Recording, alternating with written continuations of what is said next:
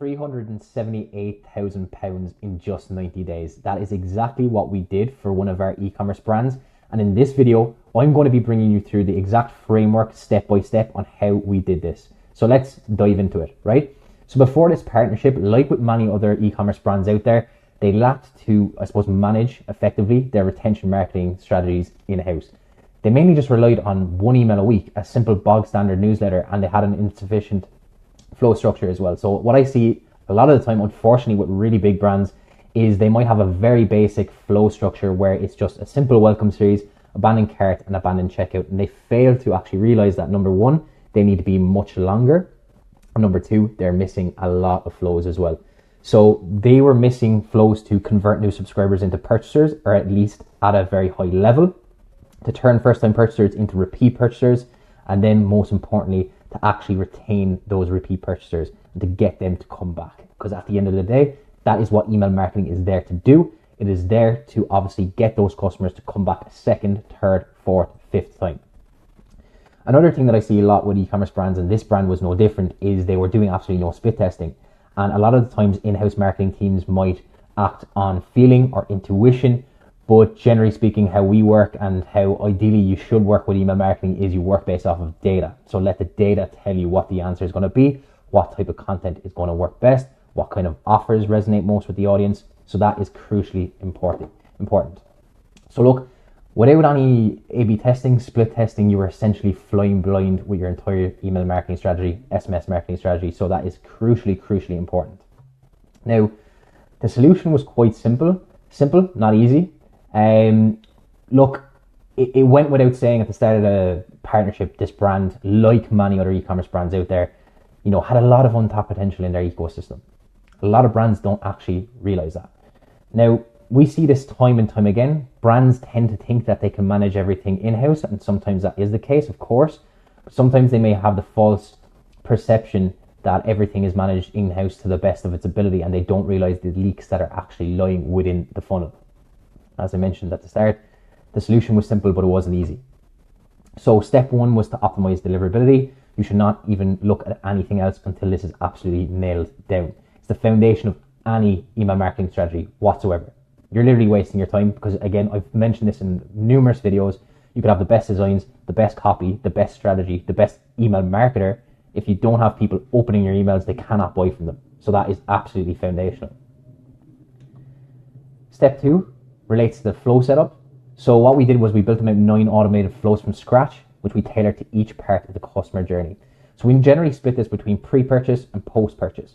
And as you can see here, if you want to take a screenshot or pause this video and kind of jot these down, but these are all the flows that we've built out for this brand. One that we also did, which was kind of brand specific, is they had a subscription. So we built out a subscription welcome flow, making sure that they were onboarded into their subscription to the best of that ability. Now, just to quickly look at the flow performance, this is what can happen when you have a proper flow structure in place. £285,000 added in just a space of 90 days, give or take. So that should really kind of put things into perspective. But generally speaking, you will want to have these pre-purchase flows and post-purchase flows. If you're missing any of these, you're leaving gaps in the funnel. Step 3 then relates to campaign strategy. We do this with most clients, whereby we will split the content based out of educational, branding, and promotional content, and generally keep an 80-20 split between the first two and the third point here, which is promotional content. You don't want customers to become offer blind. You don't want to be sending them 10%, 20%, 30% discounts every single day, because they'll just get bored of that. They'll become completely blind to your brand, right? Now, as I mentioned at the start of this video, we put a really strong emphasis on A/B testing the campaigns, because you cannot be flying blind. You need to know what is resonating so you can therefore optimize your strategy going forward. And if you're not A/B testing, you are flying blind with any kind of marketing that you're doing. Now, step 4 relates to split testing, as I just mentioned. So what we did here was, first of all, split test the pop-up form like maniacs to maximize list growth, and hence maximize the amount of eyeballs on that welcome series offer. So number one, you're increasing the people seeing the welcome series. Number two, you're improving, or I suppose increasing, the amount of people who are actually going into your campaigns every single week as well. Plus, we split tested the emails based off of subject lines, send times, copy, designs, which then gave us a better understanding of what actually led to higher conversions, which is crucially important. You cannot be relying on guesswork or feelings or emotions. You need to be relying on the data.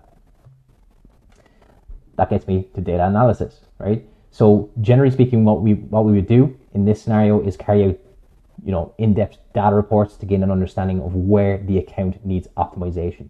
And generally speaking, 9 times out of 10, the highest leverage places to optimize an email marketing account are going to be your pop-up form, your welcome series, your abandoned checkout, and your abandoned cart. They are going to be more or less the highest leverage tasks that you can do, because pop-up form is going to obviously, improve the amount of people coming into the list, which is improving the amount of eyeballs.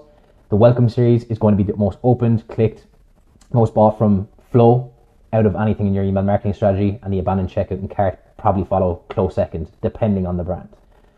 It's really important to notice that, like anything in a retention marketing strategy relating to email, SMS, subscriptions, loyalty programs, referrals, nothing is a set and forget exercise, and you constantly need to be evolving, because an e-commerce business is constantly evolving, and a retention marketing strategy should follow suit.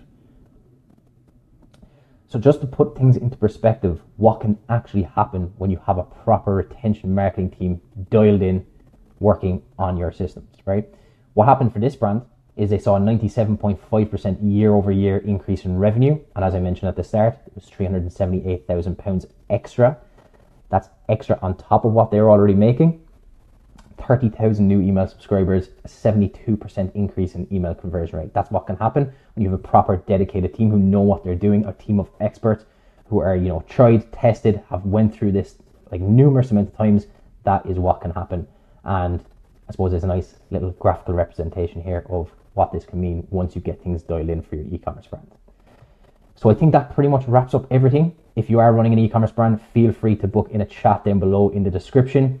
If you are running an agency, feel free to jump in on my newsletter, where I'll be sending out weekly tips on email marketing, SMS marketing, and everything in between. Hope you found this video valuable, and I will catch you on the next one.